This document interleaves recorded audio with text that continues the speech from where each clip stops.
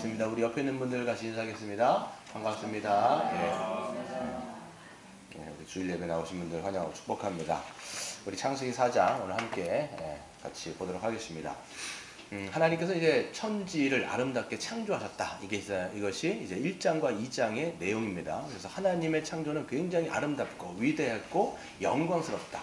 하나님의 영광을 반영한 것이 바로 하나님의 창조의 모든 그 세계 가운데 드러납니다. 약간 볼륨 낮춰주세요. 약간 하울링 납니다, 이게. 그래서 이 하나님의 영광의 창조가 얼마나 그 위대하고 위엄스러운지. 근데 그 창조의 중심에는 뭐가 있느냐? 바로 인간이 있습니다. 하나님께서는 이 모든 우주 만물들을 다 마련하시고, 그러니까 창세기 2장 15절에 보면 하나님께서 모든 세상을 다 창설하시고 그 가운데에 아담과 하와, 인간을 두셨다라고 말씀합니다. 그래서 하나님의 세상을 이제 이 인간들로 하여금 안식을 누리며 하나님의 사랑과 그 은혜를 받으면서 그 통치를 받으면서 복되게 살도록 하나님께서는 그 인간들을 지어 놓으셨다라는 것이죠. 근데 이 1, 2장까지만 있었으면 참 좋았을 텐데 잊지 말아야 될 그 아주 흑역사가 인류 가운데 있습니다. 그게 바로 뭐냐? 창세기 3장이었습니다. 지난주에 말씀드렸죠. 그래서 이 아담과 하와가 이제 이 사단의 꼬임을 받고 하나님께서 먹지 말라고 했던 선과 악을 알게 하는 그 동산의 중간에 있었던 나무를 먹게 됩니다. 우리는 생각할 때 뭐 이 작은 나무 하나, 뭐 열매 하나 따먹은 것 같다가 뭐 땅을 판 것도 아니고, 그 나무를 캐가지고 뿌리채 뽑은 것도 아니고, 뭐 그것도 아니고 사실 하나씩 뭐 나눠 먹은 것 같다가 뭐 이렇게 큰 죄로 여기시냐? 이것 때문에 왜 이렇게 하나님께서 뭐 이렇게 심판을 하시고 줬던 그 복 다 뺏어가시고 그냥 안식을 다 걷어가시니까 그냥 다 저주로 바뀌지 않습니까? 뭐 이렇게 심하게 하시느냐라고 이야기할지 모르지만 그거는 작은 죄가 아니라고 말씀드렸어요. 하나님의 주대심, 하나님의 그 왕권을 찬탈하려고 했던 인간의 그 뭡니까? 하나님이 되려고 하는 그런 욕망 때문에 우리가 휴브리스라고 얘기하는데 그 교만이라고 얘기하는 거예요. 교만은 뭐냐면 내가 하나님 되는 거예요. 여러분 우리가 이제 삶 속에서도 이제 교만이 있지 않습니까? 교만은 내가 주인 되고 내가 하나님이 되어서 내 뜻대로 살아가겠다. 이게 여러분 교만이거든요. 그런 범죄 때문에 하나님은 이 아담과 하와에게 줬던 복 다 뺐죠. 뺏는 것보다도 이것을 싹 그 복이요 싹 저주로 바뀝니다. 다 심판으로 굴러가요. 그래서 여자에게 그 임신하는 고통, 그 다음에 그 남편에게 그 뭡니까 그 지배를 당해야 되는 것이고, 또 남자는 평생 동안 수고해야 그냥 땀을 흘려야 땅에 이제 소사를 조금 얻어먹을 수 있는 그런 척박한 땅에서 아주 노동하는 아주 개고생하며 살아갈 수밖에 없는 그런 이제 저주를 받습니다. 그렇게 돼가지고 이제 아담과 하와가 쫓겨나는 장면이 이제 창세기 3장에 나오는 거예요.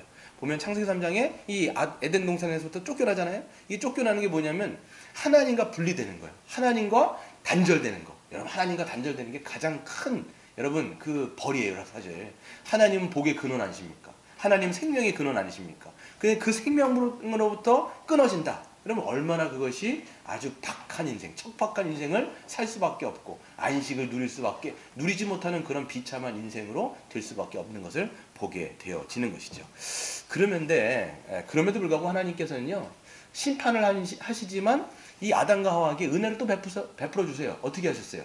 내쫓기 전에 가죽옷을 입혀주셨다. 그래서 하나님께서 어떻게 이 인간들을 다시 구원하실지를 보여주시는 사건입니다. 가죽옷이 뭡니까? 누구를 예표해요? 바로 우리 주 예수 그리스도.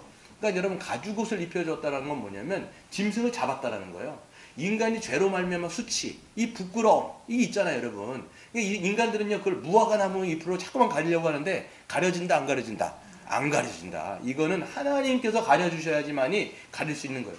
그래서 이 가죽옷을 입혀주셔서 이게 바로 예수님을 예표하는 거죠. 그래서 예수님의 의의 옷. 그러니까 우리가 하나님 나라에 들어가려면 뭐 입어야 돼요? 의의 옷 입어야 돼요, 여러분. 흰 세마포. 우리 주님께서 우리에게 너는 내 사랑하는 아들이라, 내 기뻐하는 자라 라고 말씀하시면서 우리에게 입혀주시는 그 옷이 있어야 여러분 인간들은 수치를 가리워서 부끄러움 없이 하나님 앞에 살아갈 수 있는 것이죠. 그러면서도 이제 하나님께서는 이제 이들에게 심판을 내리시면서 쫓아내는데 4장 1절 보세요. 4장 1절을 보시면 아담이 그의 아내 하와와 동침함에 하와가 임신하여 가인을 낳고 이르되 내가 여호와로 말미암아 득남하였다 하니라. 그렇죠? 죄는 졌어도 이제 사명을 감당하는 거죠. 지금 어떤 사명입니까? 애를 낳는 사명이에요. 지금 죄는 짓더라도 우리 애는 그냥 부지런히 낳자. 그래갖고 그냥 나가서 그냥 애는 엄청나게 낳은 거예요, 여러분. 우리에게도 애를 낳는 축복이 있기를 바랍니다. 예, 아멘. 예, 물론 이제 연세가 드신 분들은 날래야 날 수가 없습니다. 하지만 우리 젊은 가정들은 아주 그냥 아주 그냥 최선을 다하고 노력을 다하고 그 다음에 있는 힘껏 다해서 원래 자자손손 아이들이 풍성하게 있는 우리 물된동산교회가 됐으면 좋겠습니다. 아무튼 그래서 애를 낳았어요. 낳고 나니까 이제 이름을 뭐라고 짓냐면 첫째가 가인이에요. 가인. 가수 중에 가인 있죠? 그 가인은 아니지만 뜻이 뭐냐면 등남이라는 뜻입니다. 야, 아들 낳았다 이 얘기예요. 와, 아들 낳았다 이 얘기예요. 여러분도 그러셨죠? 아들 낳았을 때 와, 아들이다 얘기했단 말이에요. 안 그러셨나요? 예.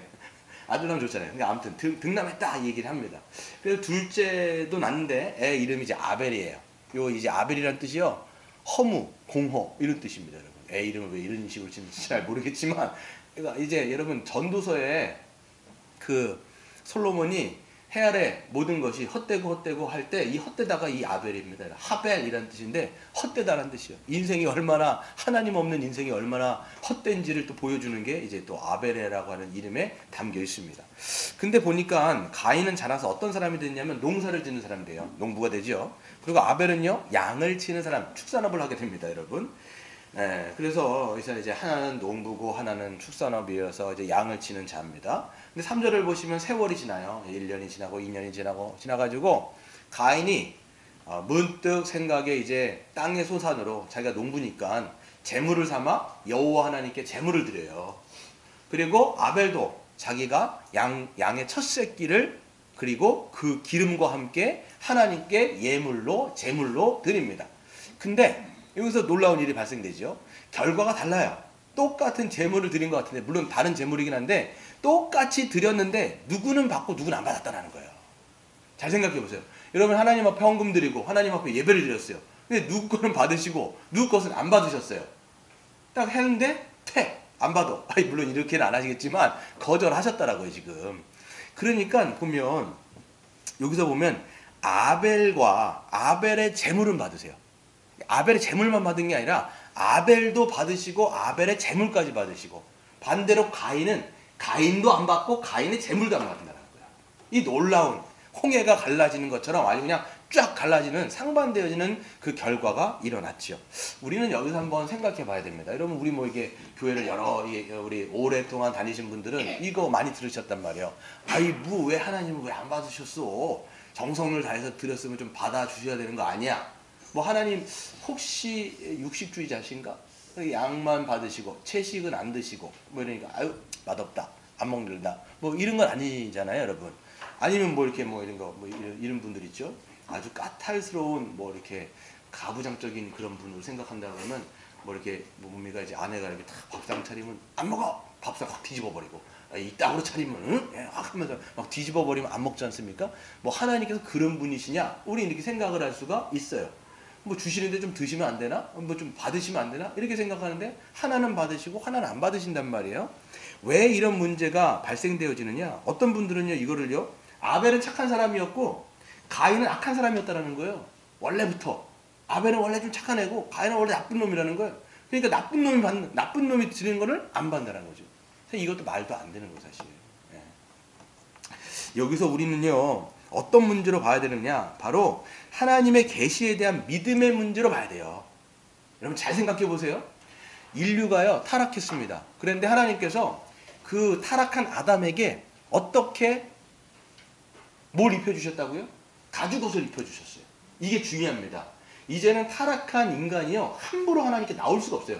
예전에 죄를 짓기 전에는요 그냥 하나님께 나가서 하나님과 동행하면서 살아가면 됐었는데, 타락한 다음에는 그게 불가능해졌어요. 이제는 하나님께서 계시하신 방법대로만 나가야 하나님께서 받으신다라는 거예요. 그럼 하나님은요 어떤 걸 보여주셨냐면 짐승의 제사, 오직 짐승의 제사, 가죽옷을 통해서 아담에게 보여주신 것처럼 아담에게 이미 짐승의 제사를 통해서만 나올 수 있다는 것을 아담에게 보여주셨어요. 그럼 아담은 그 자손들에게 하나님의 말씀을 전달해 줬을까요? 전달하지 않았을까요? 전달해 줬을 거예요. 그러면 분명히 가인과 아벨도 아는 거예요. 어떻게 하나님께 나아가야 되는지 그 방식을 분명히 한단 말이야. 짐승의 제사가 아니면 도무지 하나님께 나아갈 수 없다라는 그 내용을 알고 있다는 거예요. 그렇다면 여기서 아벨은 하나님께서 제시하신 그 방법, 오직 짐승의 제사를 통해서만 나가야 된다라고 하는 그 내용을 믿었기 때문에 그 방식으로 나간 거예요, 지금.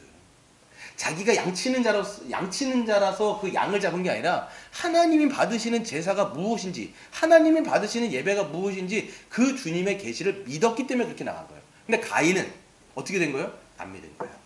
내 방식으로 나가면 되지, 이게 무슨 상관이야. 내가 나간다는데 뭐. 나는 농사를 짓는 거니까 난 내 방식대로 내가 나갈 거야. 이렇게 한 거예요. 그랬으면 안 된다는 거예요. 하나님이 계시한 방식이 있었다라면 반드시 그는 동생에게 양을 좀 빌려서라도 하나님이 원하시는 방식으로 그게 바로 믿음이거든요, 여러분. 하나님의 계시를 믿는 게 참된 믿음이에요, 여러분. 그래야 하나님이 받으시는 예배가 된다는 것을 여러분 믿으시길 바랍니다. 그래서 여러분 히브리서 11장 4절에서는 이렇게 말씀하고 있어요. 믿음으로 아벨은 가인보다 더 나은 제사를 하나님께 드림으로 의로운 자라 하시는 증거를 얻었으니 하나님이 그 예물에 대하여 증언하심이라. 아멘. 난 아벨은요, 믿음으로 더 나은 예배를, 더 나은 제사를 하나님께 드림으로 하나님께 받아들였다는 거예요. 그러니까 여러분, 인간이 타락한 이후에는 말씀드린 것처럼 내 멋대로 하나님께 나갈 수가 없어요.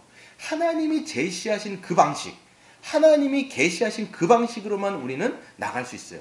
그래서 여러분 결국은 이게 우리에게 적용되어지면 어떻게 되어지느냐, 이 가죽옷이라고 하는 이 짐승의 제사는 누구를 예표한다고 말씀드렸어요? 바로 예수 그리스도를 예표하는 거예요.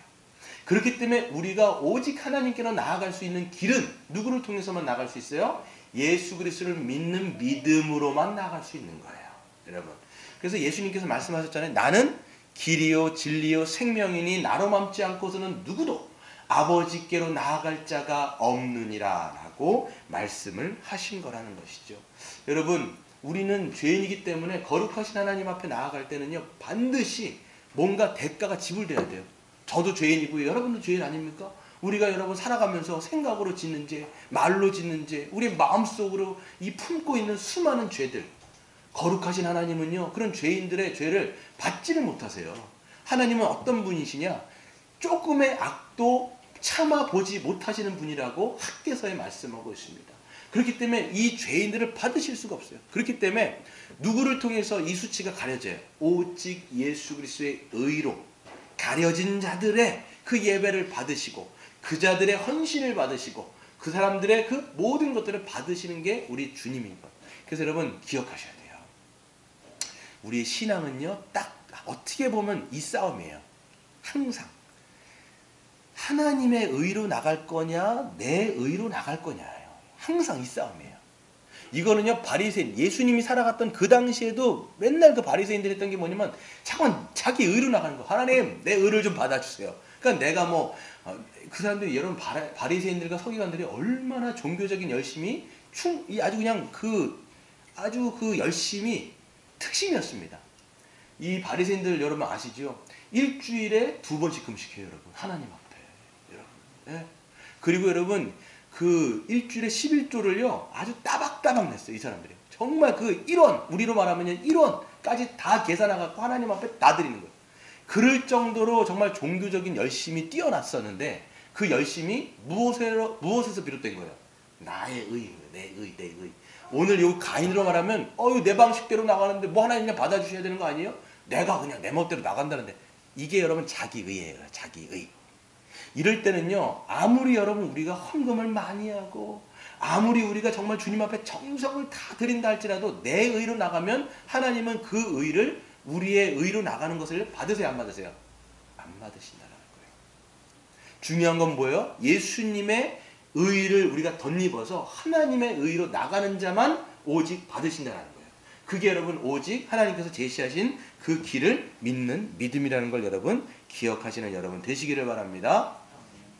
그래서 보게 되어지면 가인은 여러분 정성을 다했을 것 같아요. 제가 봤을 때 정성을 다하여 제물을 드렸을지 몰라도 자기 방식대로 나간 거예요. 그렇기 때문에 그 결과 하나님께서 인정받지 못하고 거절당하게 됩니다. 그래서 그는 어땠어요? 마음이 어땠어요? 분노가 일어나는 거예요. 얼굴이 불그락푸르락 막 이렇게 막 하면서 막 분노가 막 일어났죠. 그러니까 5절에 보세요. 가인과 그의 재물을 받지 아니하신지라 가인이 몹시 분하여 안색이 변했어요, 여러분. 안색이 그냥 마음이 상한 거예요, 여러분. 누가 여러분의 것들을 다 거절해 보세요. 여러분 무시당해 보세요. 누군가 여러분 인정하지 않았어요. 여러분 무시당했어요. 그럼 여러분 분노가 생기죠. 나를 거절해? 막 분노가 생기는 거예요. 6절 보세요. 여호와께서 가인에게 이르시되 네가 분하여 하면 어찌 됨이냐? 안색이 변하면 어찌 됨이냐? 너 얼굴 왜 그래? 막 하나님 다 아시면서도 막 물어보면 야, 너 얼굴 색깔이 왜 그러냐? 막 이렇게 물어보시는 거예요. 지금 근데 이 가인은요, 막 마음속에 그냥 분노가 차가지고 화가 막 나가지고 그냥 얼굴이 불그락푸르락 막 이렇게 변하고 있는 모습을 보게 되는 것이죠. 하나님이 정하신 뜻대로 나오는 것이 여러분 믿음이라고 말씀드렸어요. 믿음은 그분의 뜻대로 행하는 것입니다. 하지만 그는요, 자기 멋대로 나갔고 거절당했으며 그래서 화가 머리 끝까지 난 겁니다. 분노라고 하는 감정 있죠, 여러분. 분노. 여러분 우리가 막 분노. 이 분노라고 하는 감정은요, 내 존재가 인정받지 못하거나 무시당하거나 거절당했을 때 생기는 감정이 분노예요. 여러분 누가 여러분을 탁 무시해 보세요. 인정하지, 누가 막 여러분을 존중하지 않는다고 생각해 보세요. 그러면요, 막 감정이요, 네가 나를 무시해? 확 감정이, 분노의 감정이 막 오른다라는 것이죠. 이게 지금 가인이요, 하나님께 인정받지 못하고 받아들여지지 않은 인생들의 대표적인 감정의 이 분노를 표출하고 있는 것이죠. 여러분, 세상을 잘 보게 되어지면요, 가슴 속에 아주 그냥 분노를 품고 살아갑니다, 여러분, 사람들이요. 이 분노라는 에너지를 배가시켜요. 그래서 누군가에게 조금이라도 인정받지 못하거나 무시당하면 못 견디 하면서 분노를 막 폭발시키는 게 이 세상이에요. 세상 잘 보세요. 보면요, 다 분노를 갖고 있어요. 마음의 원한, 마음의 분노, 으아 막 하면서 분노를 표출하는 사람도 있지만, 뭐 담고 있는 사람도 있지만 다 분노. 왜 그러냐면 이게 이제 깨어진 세상을 살아가기 때문입니다. 사람들은 다 누구나 어떤 마음을 갖고 있냐면 인정받고 싶은 욕구가 있어요. 여러분 당연히 다 그렇지 않겠어요? 여러분 인정받고 싶은 마음 있죠? 저도 마찬가지예요. 인정받고 싶고 존중받고 싶고 사랑받고 싶고 받아들여지고 싶은 마음이 사람들의 기본적인 욕구예요. 근데 애들은 태어나면서부터 어떻게 되냐면 어머니가 아무리 사랑하고 부모가 사랑한다 할지라도 둘째가 태어나면 어떻게 돼요? 어떻게 보면 인정을 때로 못 받는 때가 있다는 거예요. 첫째가 태어나고 둘째가 태어나면 자동적으로 첫째가 어떻게 보면 이게 탁, 셋째가 태어나면 둘째까지 탁 이렇게 되면서, 아니 뭐 이게 뜻하던 뜻하지 않던 부모로부터 때로는 거절당하는, 이게 인정받고 인정받고 싶은데 이런 상황과 여건 가운데 이게 거절될 때가 있어요. 뭐 여러분들 뭐 어렸을 때 생각 잘 안 나시겠지만 부모가 여러분이 해준 모든 사랑을 다 채워주지 않잖아요. 때로는 그것을 인정받지 못했을 때 이 생겨지는 이 좌절 때문에 생겨지는 게 분노란 말이에요. 근데 애들은요, 크면서 어떻게 돼요? 또 이런 마음이 있는 거예요. 친구들한테 자기가 인정받고 싶은 거예요. 또 선생님들한테 인정받고 싶은 거예요. 그런데 그런 욕구가 다 채워지지 않단 말이에요. 어떨 때는 친구들하고 관계가 깨어지기도 하고, 어떤 친구에게는 또 무시당하기도 하고, 선생님들이 또 어떤 애들은 막 공부 잘하는 애들은 막 사랑하게 되어지면 공부를 못하게 되어지면 또 배척당하게 되어지고, 거기서 또 좌절되어지고 분노가 생겨지고, 또 우리가요 대학을 진학할 때 보면요, 이게 뭐 뜻하지 않게 사회로부터 배척당할 때가 있는 거예요. 나는 정말 원하는 대학 가고 싶은 거예요. 다 누구나 여러분 그렇지 않겠습니까? 나를 좀 알아줬으면 좋겠고 내가 원하는 대학에 다 가고 싶은 거예요. 그런데 다 가요, 못 가요? 여러분도 뭐 이미 경험해 보셨겠지만 다 가요, 못 가요? 자기 성적에 맞춰서 가려면 어떤 대학에서는 거절당하는 거예요. 이게 어떻게 보면 이게 사회로부터의 어떤 거절을 또 실패를 맛보게 되는 거죠. 또 여러분 우리가 이제 다 한 다음에 직장을 들어갈 때도 보면요, 자기가 들어가고 싶은 직장 다 들어갈 수가 없어요. 사회로부터 또 거절당하는 거예요, 이게. 그러니까 요즘에 있는 청년들이 사회에 대해서 어떤 분노가 있잖아요. 왜 우리 인정해주지 않느냐? 왜 우리 존중해주지 않느냐? 왜 우리를 받아주지 않느냐? 왜 이놈의 사회는 이렇게 맨날 이래가지고 우리가 취직하려고 그럴 때 다 몇 명씩 걷어내고 그냥 몇 명 정말 소수만 이제 들어가냐? 그냥 우리 이 사회가요, 소수 몇 퍼센트만 인정되어지는 사회예요, 사실 말해서. 그러니까 이 피라미드의 구조 올라가면 올라갈수록 더 좁은 문이고 좁은 문이에요, 이게. 그러니까 계속 10명 중에 처음에 10명 중에 5명은 거절당하는 인생이에요. 또 그 5명이 또 올라가잖아요. 그 중에 3명은 또 거절당해요. 또 2명이 올라가잖아요. 1명만 인정받고 나머지 또 1명은 또 떨어져요. 그러면서 계속 거절하면서 마음속에 뭐가 시작합니까? 분노라고 하는 감정이 이 깨어진 세상을 살아갈 때는 이게 없을 수가 없다. 그래서 이렇게 여러분 이 세상이 분노로 가득 찼다라고 생각하시면 된다라는 것이죠. 그래서 여러분 보게 되어지면 여러분 분노하는 사람들을 특징을 잘 보세요. 막 분노하는 사람들의 특징을 보세요. 그 분노의 감정이 깊은 곳에서 외침이 하나가 있어요. 뭘까요? 어떤 분들 막 분노 막 하잖아요. 어떤 막 소리 높이고 거기에서 외침의 그 깊은 곳에서는 어떤 말을 뭘 얘기하고 있냐면 뭘 어필하고 있냐면 나 좀 인정해 달라는 거예요. 사실 그게. 왜 나를 인정하지 않느냐? 나를 좀 인정해 줘. 날 좀 존중해 줘. 이 얘기예요. 사실 말해서. 계속 거부당하고 인정받지 못하고 했던 거에 대해서 어떻게 보면 그 열등감에서 나오는 그 외침이 바로 분노라고 하는 것으로 표출된다는 것이죠. 그렇기 때문에 여러분 잘 생각할 때 이 분노의 감정이 치유되는 유일한 길이 하나가 있어요. 그게 바로 뭐냐? 오직 하나님의 사랑을 경험하는 거예요. 그게. 여러분 쓰나미 같은 하나님의 사랑으로 덮여질 때에 이 분노라고 하는 불씨가 꺼지게 돼 있어요. 아니면 여러분 이 불씨는요 꺼트릴 수가 없어요. 이 분노라고 하는 건 에너지이기 때문에 폭발되는데 이게요 더 큰 사랑으로 덮여져야 여러분 이게 완전히 사그라드는 거예요. 잘 생각해 보세요. 여러분이 누군가에게 인정받았어요. 가정에서 내 자녀들이 저를 인정해주고 존중해주고 내 아내가 자기를 인정해주고 존중해줬어. 그럼 여러분 마음이 좋아요 안 좋아요? 뿌듯하다고요. 어우 나를 인정해주는가 뿌듯해요. 근데 여러분 사회에 나갔을 때 여러분의 어떤 그 위에 있는 부장님이 여러분을 인정해주거나 또 여러분 뭐 사장님이 여러분을 막 인정해줬어요. 그럼 마음이 좋아요 안 좋아요? 굉장히 좋죠. 근데 만약에 더 높으신 우리 대통령이 여러분에 대해서 탁 인정을 해줘가지고 청와대로 여러분들을 모셨어요. 그럼 여러분 마음이 어떨까요? 굉장히 뿌듯하단 말이에요. 그거보다도 비교할 수 없을 정도로 정말 높으신 그 하나님이 여러분을 인정해줬다고 생각해봐요. 여러분을 그리스도로 말미암아 너는 내 아들이라 내 사랑하는 자라 내 기뻐하는 자라라고 확 끌어안는 그 사랑을 여러분이 경험하게 될 때 우리 안에 뭐가 없어져요? 분노라는 게 사라지는 거예요. 분노는요 계속 인정받지 못한 거에 열등감 때문에 생긴 건데 누구도 인정해주지 않아도 하나님이 인정해주는 그 인생은 복된 인생이에요. 그래서 여러분 성도 가운데 여러분 성도가 그런 사람이거든요. 내 사랑하는 아들이라 내 기뻐하는 자들이 확 하나님께서 끌어안아준 거예요.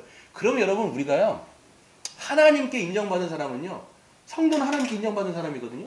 세상에서 자기를 인정해주지 않는다 할지라도 누군가 나를 무시한다 할지라도 인내할 수 있는 힘이 거기서 영적인 근육이 거기서 생기는 거예요. 물론 자기가 무시당할 만한 짓을 하면 안 되겠지만 어떤 우리가 정말 신앙 때문에 때로는 그냥 이 세상이 그냥 원래 악한 거거든요. 세상은 원래 악해요. 그러니까 사람을 무시하게 돼 있단 말이에요.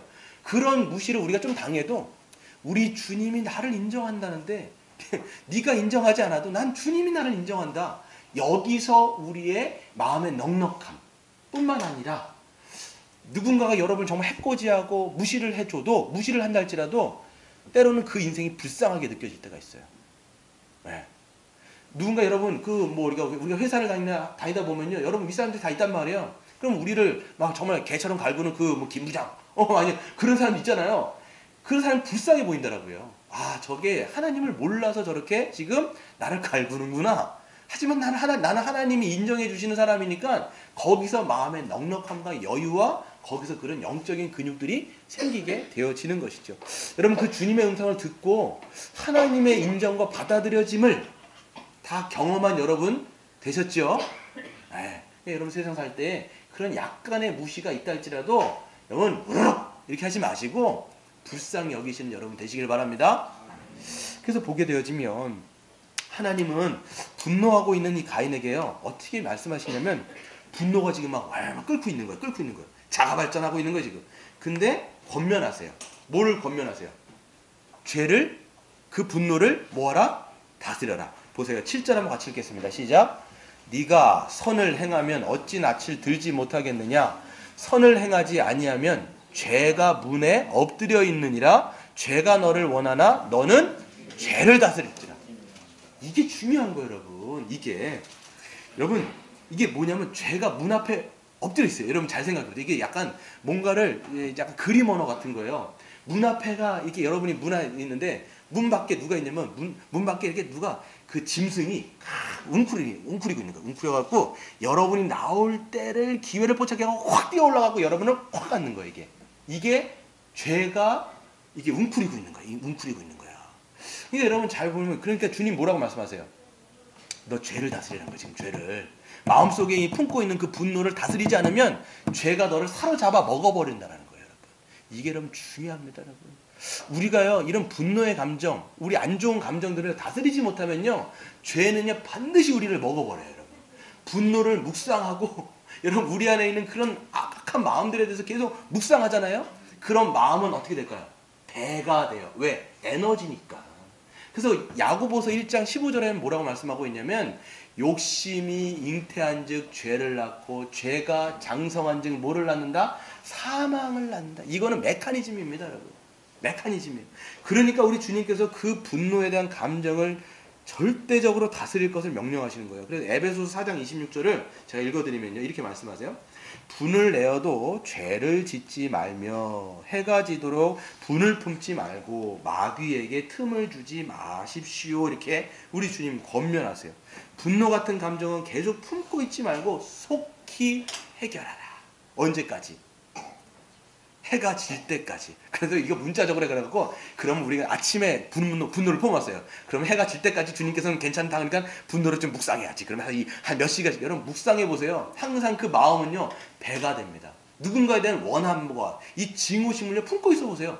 이거는요, 품고 있는 순간 계속 막 눈덩이처럼 부는 거예요. 반드시 그것은 아웃풋 돼가지고 행동으로 나가게 돼 있어요. 이게 죄의 메커니즘이에요, 여러분. 그래서 보면요, 속히 해결하라. 이게 지금 그때까지 놔두라는 얘기가 아니라 빨리 해결하라. 빨리 해결하라. 안 그러면 이게 누구의 밥이 되는 거예요?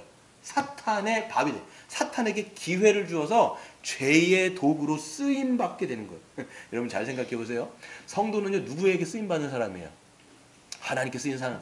우리 주님께 쓰임받는 인생이 여러분 복된 인생이에요, 여러분. 우리 주님께 쓰임받아도 여러분 시원찮은 인생인데 사단에게 쓰임을 받아요. 막 얼마나 그 인생 불쌍합니까? 여러분 우리가 평생을 살아도, 여러분 우리가 살면 몇 년 살까요? 많이 살아야 100세 시대라고 얘기하지만 100세 채우고 돌아가시는 분, 아니 100세 채울 때까지 사시는 분 많지 않잖아요. 우리 정말 많이 살아야 뭐 80세, 90세거든요. 아 물론 더 사시는 분 계시죠. 하지만 우리가 막 살지만 이 평생이 찰나. 여러분 찰나는 뭐냐면 잠깐의 시간이거든요. 요 잠깐의 시간에 사랑하면서 살아도 부족한 이 시간에 누군가를 미워하고 원망하고 분노를 품고 살아가는 거는요, 성경에서 뭐라고 얘기하느냐? 어리석다고 얘기해요. 왜 그런 줄 아십니까? 헛된 것에 굴복하는 것이고 그것은 자기의 인생을 낭비하는 거라는 거예요.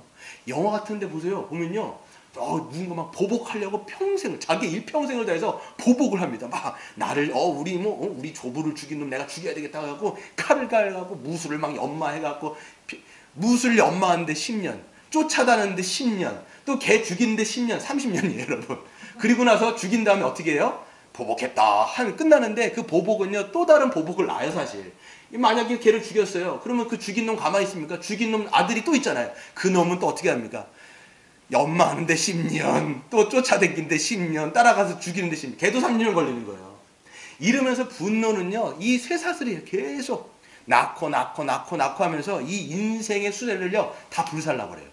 이게 여러분 분노의 영향입니다, 여러분.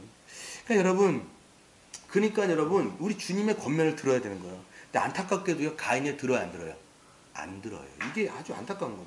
하나님의 경고를 무시합니다. 그 결과 자기 안에 있었던 그 분노를 약한 동생에게 표출시킵니다.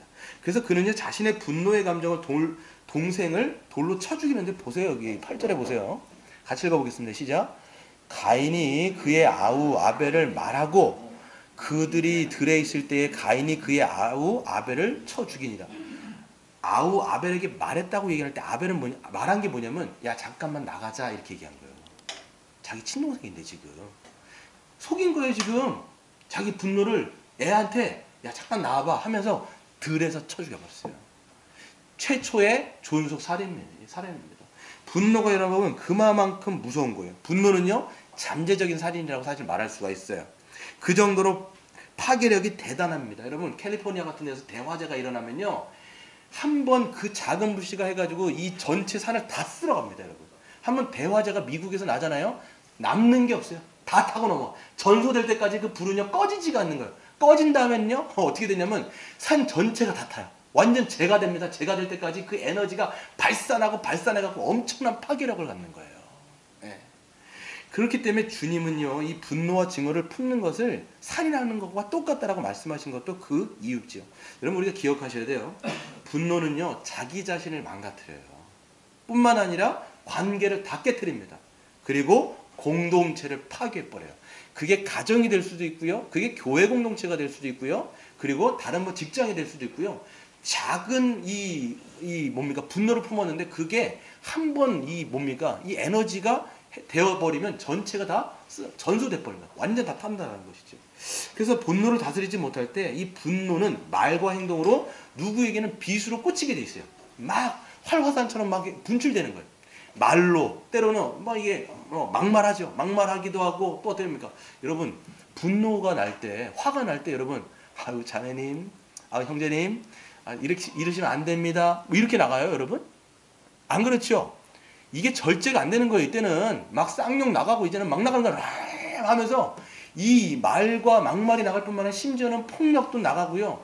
그러면요, 그때 이 분노라고 하는 감정이 한번 폭발이 되어져서 아웃풋 되어지면 사로잡을 수가 없어요. 뭐만 남느냐? 온갖 상처와 얼룩과 앙금이 납니까? 앙금이. 예.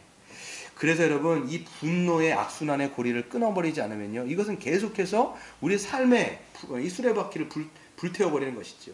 분노와 증오의 사슬을 끊어버리는 여러분 유일한 길이 뭘까요? 이 분노의 이 사슬을 끊어버리는 유일한 길, 이게 뭘까요? 예수 그리스도의 용서예요. 그래서 딱 한 가지 길이 있는데 용서예요. 잘 생각해 보세요. 인간의 악마적인 그 분노가 가장 극대치로 표출된 데가 어딘지 아십니까? 십자가예요. 그게. 사람들이요, 그냥 죄가 없는 예수님인데도 뭐라고 얘기하냐면 십자가에 못 박아라, 십자가에 못 박아라, 저놈을 십자가에 못 박아라. 분노가 막 끓어. 이게 악마의 본성이거든요. 막 그 악마의 본성이 표출될 때 우리 주님이 그 분노에 대한 감정을요, 어떻게 하세요? 고스란히 그냥 당하십니다. 막 밑에서 뭐라고 얘기하냐면, 막 사람들이 뭐라고 얘기하냐면, 네가 하나님의 아들이거든, 네 자신을 구하라는 거예요. 내려와갖고 네 좀 구해보라는 거예요. 다른 사람은 다 구해놓고 네만 못 구하냐? 막 이러면서 막 욕을 합니다.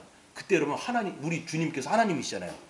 사람들이 막 분노했어요. 우리 주님도 같이 막 맞대어서 분노했어요. 어떻게 하실까요? 하면서 딱 뜯어가지고 막 십자가에서 내려가고 그 십자가를 막 들여가고 대가를 막 쪼개버리면 어떻게 됐을까요? 다 죽는 거예요. 이게 하나님의 심판이거든요. 하나님은 그들의 분노를 당하셨을 때 예수님은 그 분노를 분노로 갚은 게 아니라 뭐라고 말씀하세요? 하나님, 저들을 용서해 주십시오. 저들이 지금 뭘 하고 있는지를 알지 못합니다 라고 하면서 예수님은 그 분노의 에너지를 사랑의 에너지로 확 덮어버렸어요. 그리고 나서 어떻게 합니까? 하나님의 그 사랑의 에너지가 모든 자들의 분노를 잠재우고 하나님의 그 사랑으로 채웠을 때, 그렇기 때문에 우리가 구원받은 거거든요. 그렇잖아요. 우리의 구원이 어떻게 났습니까? 예수님이 거기서 그들을 심판하지 않고 분노를 분노로 대하지 않고 악을 악으로 갚지 않고 용서로 갚았기 때문에 우리가 구원받은 거예요. 그렇다면 여러분 잘 생각하셔야 돼요. 예수님의 그 은혜로 용서함 받은 우리는 예수님처럼 용서하는 자가 되어야 됩니까? 안 되어야 됩니까? 되어야 되는 거예요. 그때 여러분 분노의 사슬을 끊어버릴 수가 있는 거예요. 여러분의 가정과 우리 교회 안에 또 여러분 곳곳에서 이 분노의 에너지를 끊을 수 있는 거예요. 세상이 이렇게 막 분출하잖아요. 지금 정의를 외치면서 분노하잖아요. 사람들이. 여러분, 기독교인들을 우리 분노할 수 있어요. 의로운 분노를 표출할 수 있어요. 그런데 잘 기억하셔야 돼요. 분노에서 끝나면 끝이에요. 이건 세상 사람하고 똑같은 거예요. 기독교는 거기까지 가는 게 아니라 그것을 넘어가야 돼요. 뭐예요? 이 의로운 분노를 품을 수 있지만 거기에서 우리는 하나님의 사랑을 보여줄 수 있느냐가 기독교인인 거예요. 그렇죠? 세상에 정의를 외치는 사람 굉장히 많습니다. 기독교는 더 나아갈 수 있는 거예요. 하나님의 사랑이 뭔지를 보여주는 거. 거기서 용서가 무엇인지를 보여줄 수 있는 거. 그게 여러분 세상의 분노를 잠재우는 거죠. 분노로 맞대응해버리면 다 깨지는 거예요. 이거는 여러분. 그래서 우리 사도 바울 선생님도 이렇게 말씀합니다. 악에게 지지 말고 선으로 악을 이겨라는 거예요. 여러분. 절대 악은 악으로 상대하면 지게 돼 있어요. 악은 뭘로 이겨야 됩니까? 선으로 맞대응할 때 이길 수 있는 거죠. 여러분. 마지막으로 여러분, 가인은요 자신의 범죄를 은폐하여 완전 범죄를 노렸어요. 그런데 사람은 속여도 하나님은 속일 수가 없습니다. 하나님은 그를 찾아와서 물으십니다. 9절을 한번 읽겠습니다. 시작. 여호와께서 가인에게 이르시되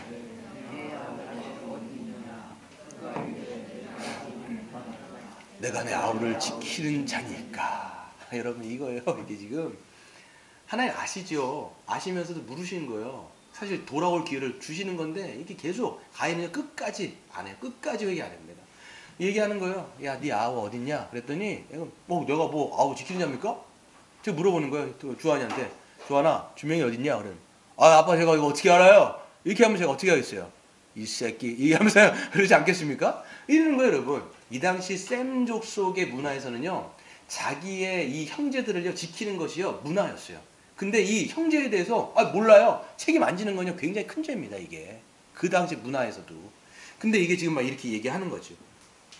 그럼에도 불구하고 이는요 방귀 낀 놈 성낸다고 막 달려드는 거예요. 내가 뭐 책임지는 자입니까? 막 얘기하는 거죠. 하나님은요 동생을 쳐 죽인 그의 죄를 고발하시죠. 야, 땅이 지금 울부짖고 있다. 땅에서 그 네 아우의 피가 직소하고 있다라고 얘기하면서 얘기하는 거예요.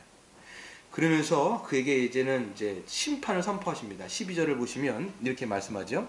네가 밭을 갈아도 땅이 다시는 그의 그 효력을 내게 주지 아니할 것이요 너는 땅에서 피하여 유리하는 자가 될 것이다. 여러분, 농사 짓는 사람에게 수확을 거둘 수 없다는 거, 땅이 효력을 못 갖는다는 건 아담에게 주셨던 저주인데 이 사람에게도 지금 선포가 되는 거예요. 땅이 여러분, 이 사람이 농사 짓잖아요. 근데 수확을 못 해요. 열매가 안 맺어요. 그럼 얼마나 농사 짓는 사람한테는 망하는 인생, 아주 고생하면서 살아갈 수밖에 없는 척박한 인생이 될 거야 라고 하나님이 얘기하시는 거예요. 그러니까 어떻게 돼요? 새로운 땅을 찾아서 날마다 유리방황해야 되는 거예요. 이 땅 가서 조금 하다 보면 안 되네. 또 저 땅 가야 되고 저 땅 가야 되고 저 땅. 이러면서 이게 지금 어떤 얘기를 하는 거냐면 죄를 짓고 하나님을 떠난 인생에게 뭐가 없어요? 안식이라는 게 없는 거예요. 지금. 늘 불안해하는 거예요. 자기 힘으로 이제는 먹고 살아야 되고 자기 힘으로 지금 뭔가를 쌓아가지고 자기 스스로 보호해야 돼요. 뭐가 없어요? 안식이 없는 인생이에요. 여러분 나중에 가인은요 결국 여러분 17절에 보면요 에덴의 동쪽으로 떠납니다. 여러분 영화 제목도 있죠. 에덴의 동쪽으로. 이 동쪽이라고 하는 것은요 하나님을 자꾸만 멀리 떠나는 거예요. 이게 동쪽이라는 게 좋은 단어가 아닙니다. 성경에서는 동쪽으로 계속 멀어지는 거예요. 가가지고 가인은 뭐해요? 성 쌓는 거예요. 에녹이라고 하는 성을 쌓습니다. 성을 왜 쌓느냐면 내 힘으로 모든 것을 지키고 보호하겠다라고 하는 자기 신념이에요. 지금 여러분 세상 사람들도 보면요 왜 우리가 자꾸만 뭔가를 모으려고 하고 쌓으려고 합니까? 이게 성 쌓는 거거든요. 자기의 아방으로 쌓는 거예요. 하나님이 없는 인생은요 내 힘으로 내 것을 보호해야 되기 때문에 늘 뭔가를 자꾸 쌓는 인생이 인류의 역사였어요. 지금까지. 그런데 거긴 뭐가 없느냐? 은혜가 없어요. 자기 뭐가 없냐면 안식이 없어요. 그러니까 초조해하고 불안하고 염려하는 거예요. 이렇게 하면 어떡하지? 조그만 일이 있어도 그냥 뭐 보는 가슴 뭐 보고 놀란다고요? 뭐죠? 자라보고 놀란 가슴 소뚜껑 보고 놀라. 조그만 일이 있어도 어떡하냐 이렇게 하면 그냥 초조하고 불안해하고 그냥 내 미래가 어떻게 되지? 여러분 하나님을 믿는 사람은요 절대 그렇지 않습니다. 여러분 우리 전능하신 하나님이 우리의 뭐가 돼요? 아버지시잖아요. 그러니까 여러분 믿는 사람은요 뭔가 다른 거예요. 그러니까 뭔지 모르게 믿는 속에 있는 거예요. 이게 하나님이 우리의 모든 인생을 주관하신다. 참새 한 마리도 땅에 떨어지는 것이 여러분 하나님의 뜻하지 않으면 떨어질 수 없다 얘기하잖아요. 여러분이 시장에 사는 그 콩나물이요 여러분 그 1,000원 2,000원 하는 그 콩나물도 하나님의 그 주권 안에 있지 않으면 사고 팔 수가 없다라고 얘기하잖아요. 마찬가지로 여러분 우리의 모든 섭리 가운데 하나님의 은혜가 있다는 것을 믿는 자가 신자예요. 그래서 여러분 우리의 어떤 삶 속에서 뭔지 모르게 우리는 담력이 생기는 거예요. 주님께서 우리의 길을 인도하시고 거기서 우리에게 섭리해 주실 것이다 라고 얘기하는 것이죠. 그래서 여러분 오늘 마지막 말씀을 보시면 자기밖에 모르는 이기적인 가인이지만 하나님은요 그를 어떻게 하세요? 불쌍히 여겨주세요. 보세요. 한번 읽어보겠습니다. 13, 14, 15절 우리 읽고 마치겠습니다. 13절부터 시작. 가인이 여호와께 아뢰되 내 죄벌이 지기가 너무 무거우니이다. 주께서 오늘 이 지면에서 나를 쫓아내시온즉 내가 주의 낯을 배웁지 못하리니 내가 땅에서 피하며 유리하는 자가 될지라. 물은 나를 만나는 자마다 나를 죽이겠나이다. 여호와께서 그에게 이르시되 그렇지 아니하다. 가인을 죽이는 자는 벌을 7배나 받으리라 하시고 가인에게 표를 주사 그를 만나는 모든 사람에게 죽임을 면하게 하리라. 아멘. 그러니까 여러분 보세요. 지금 가인이 굉장히 자기 중심적이에요. 동생 때려 죽였잖아요 지금. 그랬는데도 불구하고 자기만 생각하는 거예요 지금. 아우 하나님 벌이 너무 무겁습니다. 이거 내가 어떻게 감당합니까? 굉장히 자기중심적이에요. 죽은 동생은 생각도 없는 거예요 지금. 동생이 피를 철철 흘리면서 그렇게 죽었는데 전혀 동생에 대한 마음이 없어요. 아주 인간 화인 많은 거죠. 근데도 불구하고 이런 인간임에도 불구하고 하나님은 불쌍히 여겨주셔가지고 어떻게 합니까? 이 또 가인이 뭐라 그러냐면 내가 유리방황할 때 사람들이 나를 죽이면 어떻게 합니까? 얘기하잖아요. 여기에는 의견이 많은데 나중에 말씀드릴게요. 아담과 하와가 가인과 아벨을 처음 낳는데 누가 인간이 있었느냐 이렇게 얘기하잖아요. 그걸 나중에 제가 오후 시간에 말씀드릴게요. 시간이 없으니까. 하여튼 그러니까 그런 얘기를 하니까 하나님이 뭐라고 말씀하시냐면 너의 목숨을 보호하기 위해서 너를 죽이는 자는 뭡니까 여기에서 벌을 7배나 받으면서 표를 주면서 그의 목숨을 보존케 하시는 하나님의 은혜가 여기 딱 담겨 있는 거예요. 이게 여러분 아주 은혜입니다. 하나님은요 어떤 악인도 그냥 멸망으로 가는 것을 원치 않으세요. 에스겔서 33장 11절에 보면 뭐라고 말씀하냐면 나의 삶을 두고 맹세하노니 나는 악인이 죽는 것을 기뻐하지 아니하고 악인이 그의 길에서 돌이켜 떠나 사는 것을 기뻐하노라. 여러분 잘 생각해 보세요. 그럼 하나님은요 저 악인이라도 죽는 것을 원치 않는 거예요. 가인도 죽기를 원하지 않는 거예요. 회개하고 돌아오고 회개하고 돌아와서 하나님 안에서 안식하기를 원하시는 게 우리 아버지의 마음인 거예요. 여러분 사실 말해서 이 가인이 누굽니까? 사실 우리 같은 자라는 거예요. 우리예요 사실. 우리가 뭐 누굴 때려 죽이진 않았지만 가인과 같은 분노를 품을 때도 얼마나 많습니까? 어떤 안 좋은 생각을 품을 때도 얼마나 많습니까? 그럼에도 불구하고 하나님께서는 우리에게 예수 그리스도로 말미암아 우리를 은혜로 덮여주셔서 지금 우리가 이 자리에 나와 있는 거예요. 지금 하나님의 자녀로 지금 이 자리에 나와 있는 거예요. 그렇기 때문에 우리가 은혜를 받은 자라면 우리 생각해야 할 때 하나님의 은혜가 나를 이렇게 변하게 하신 것처럼 여러분도 생각할 때 우리 뭐 교회 안 나오시고 뭐 신앙 없는 우리 사랑하는 또 우리 뭡니까 가정에 있는 지체들 있지 않습니까? 그런 자들까지도 하나님께서는 반드시 하나님의 은혜로 덮어서 돌이키게 하실 거라는 걸 믿고 또 기도하시는 저와 여러분 되시기를 주의 이름으로 축원드립니다.